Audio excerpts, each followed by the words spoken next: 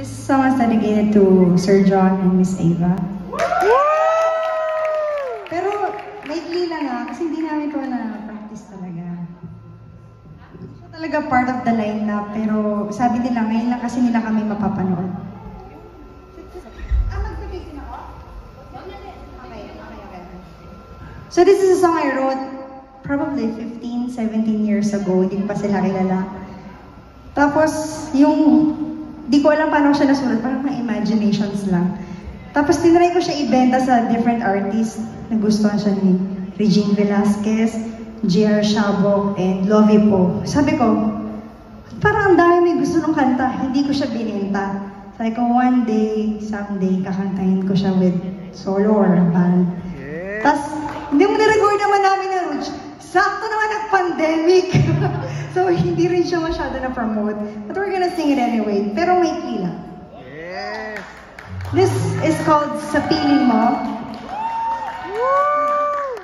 Magpapagalis ako? Okay. Sure? Acoustic lang? Namnamin mo. Paano? Parang... Mag-base ako, bala kayo.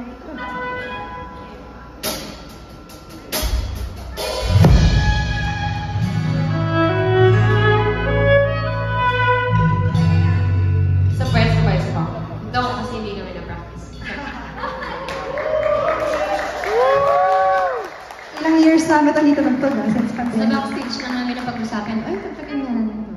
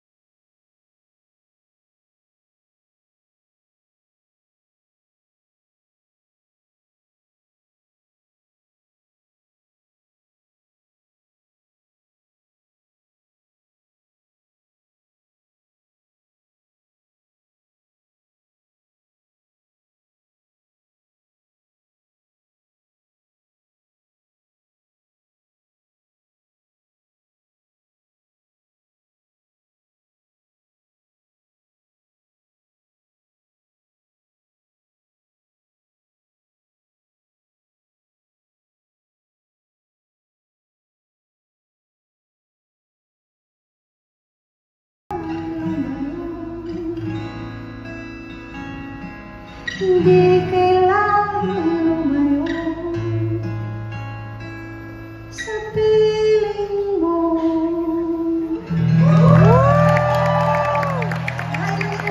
to the song, we didn't even practice it.